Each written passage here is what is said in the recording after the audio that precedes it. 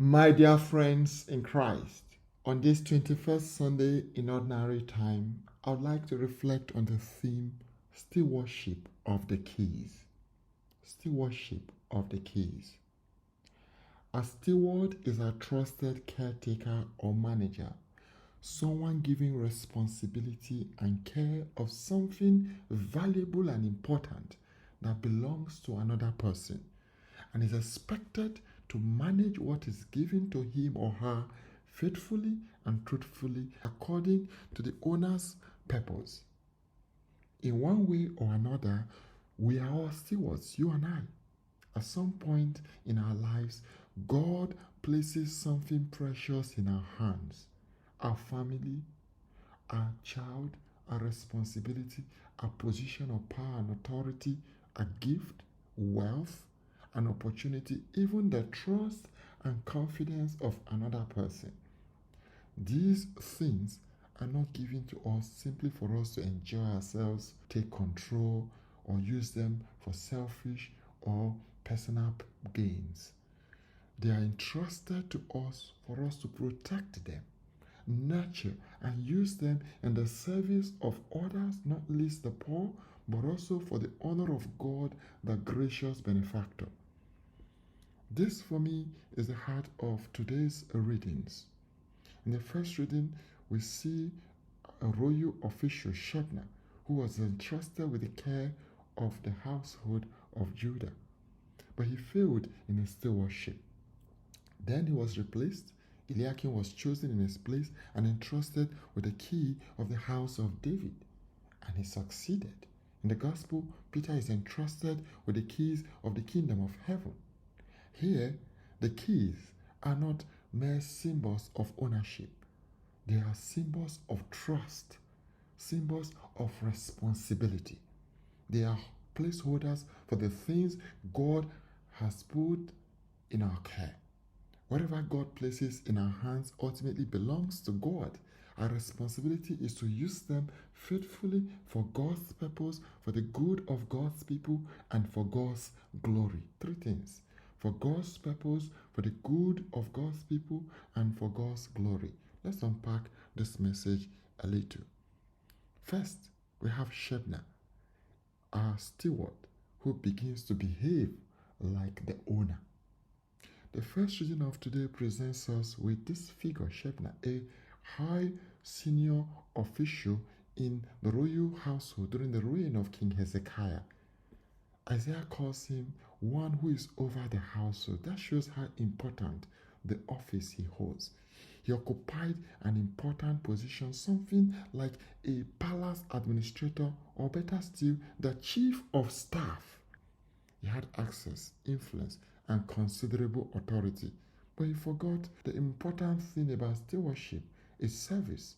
The office was entrusted to him so he can use it.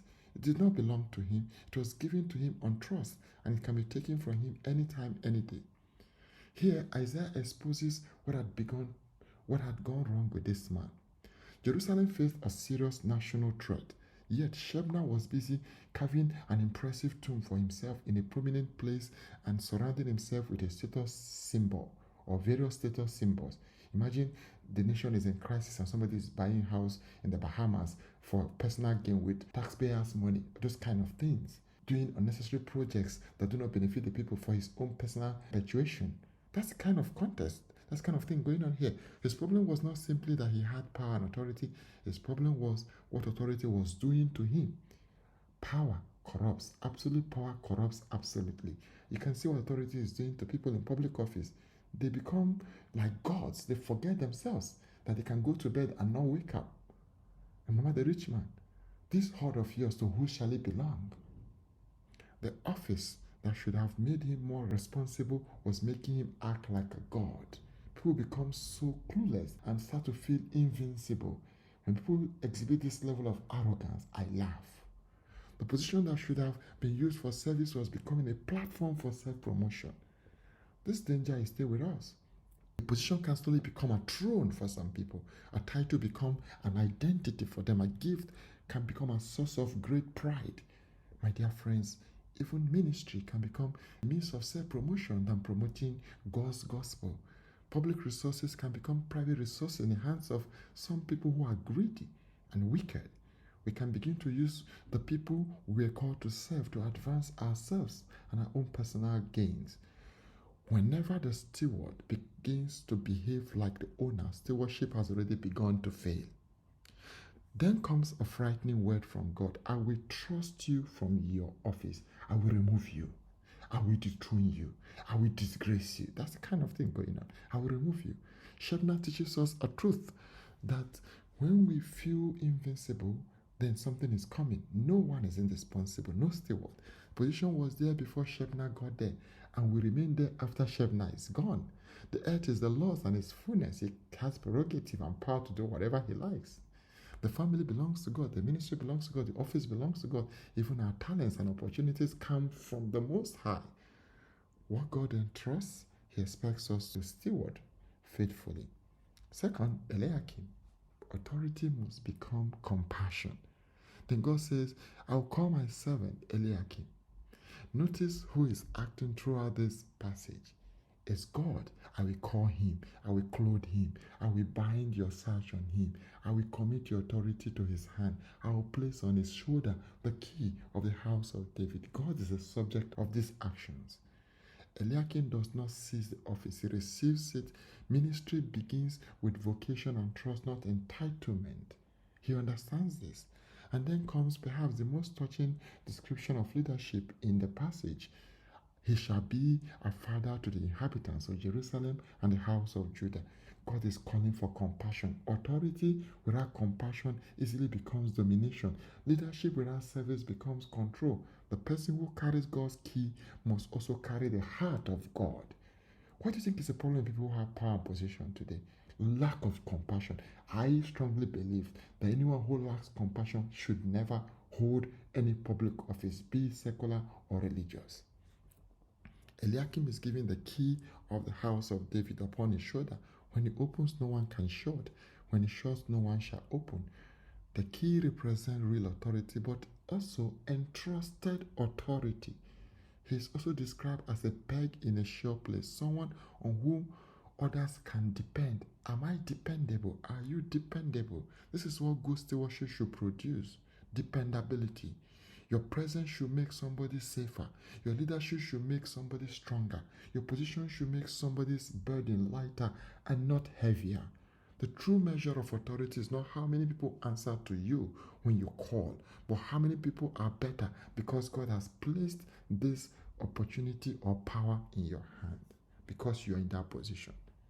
And that leads us to the gospel. Peter, the keys of the kingdom. The gospel takes this message to the highest point. Jesus asked his disciples, who do people say that I am? Of course, they gave various reasons.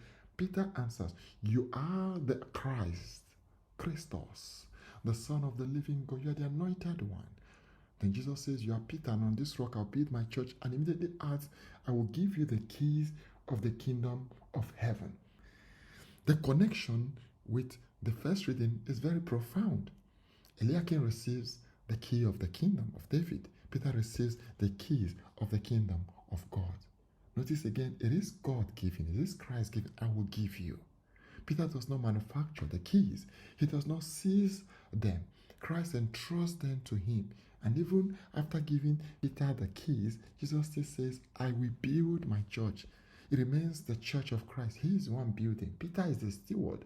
Christ remains the Lord. And Peter actually uses this entrusted authority in the life of the early church.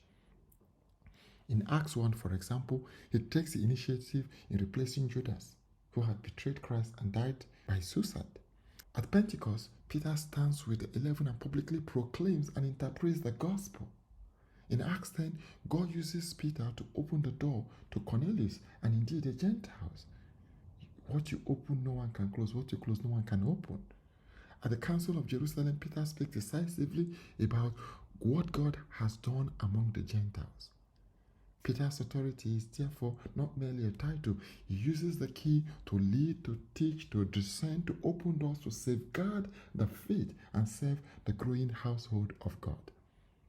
This Petrine stewardship continues in a particular way in the ministry of the Pope, Peter's successor. The Pope does not own the church, Christ does. He's a vicar of Christ. His office is a stewardship within the household of God. He is called to safeguard the apostolic faith, strengthen his brothers, the bishops, serve the unity of the church, guide her mission, exercise pastoral governance in collegiality, that is, together with the bishops. This is why Jesus' words to Peter elsewhere are also important. Strengthen your brothers, and after resurrection, feed my sheep. Notice the same language. The sheep belongs to Christ. Peter is asked to feed them. This is stewardship. Christ's people placed in human hands to be cared for in the name of Christ. But my dear friends, we must not leave the keys in the hands of Shebna, Eliakim, and Peter. There are keys in your hands too, in my hands as well. Perhaps nobody calls you a steward. Perhaps children, perhaps you hold no public office, but something of God has been entrusted to you. Think about that thing God has entrusted to you. A gift, a talent. Your children are a trust. Your marriage is a trust. Your priesthood is a trust. My priesthood is a trust. Your profession is a trust. Your education is a trust. Your money is a trust. Your health and time are trusts. The people who work under your care are a trust. The young person who looks up to you is a trust. The confidential information somebody shared with you is a trust. Your influence, connections, opportunities are trust. Even the doors God has opened for you are trust.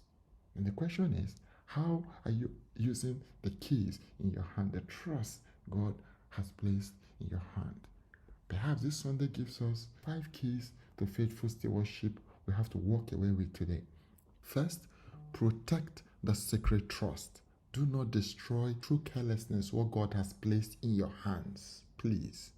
Second, serve rather than possess. Never turn God's gift into an instrument of selfish gain or self-promotion. It can be taken, it can be revoked in this context as we saw in the first reading of today. Third, care for people with compassion. Leadership is compassion. God said Eliakim, he shall be a father. Whatever authority you have should make somebody's life better, somebody's burden lighter, not more miserable. Without compassion, you cannot be a father. You cannot be like God. Fourth, remain accountable. We shall be held accountable. Shebna teaches us that authority can be given and authority can be taken away. We will answer before God for whatever he has entrusted to us on trust. And finally, remember the owner. The key may be in your hand, but the house belongs to God. So I ask you today, what key has God placed in your hands? And what are you doing with it? Or what are you doing with them? Maybe it is a key to a home, an office, a business, a parish, a wealth, a ministry, or another heart, another human heart that trusts you. Do not become Shebna and use the trust to build a monument to yourself or betray what is entrusted to you. Become like the faithful steward who understands this is not mine. God has placed it in my hands for a purpose. I need to protect it. I need to nurture it. I need to use it to serve God and his people and to honor God. So be a father, a mother, a caregiver, a great steward, a faithful presence to those entrusted, those things and people entrusted to you. One day, my dear friends, every key will leave our hands. What will matter then is not how important the key made us feel while we were on earth, but how faithfully we used it while God allowed us to hold the key. The key is in your hand, but the house belongs to God. So use it faithfully. May God bless your week and help us to take this message to heart and apply this message in our lives. Amen.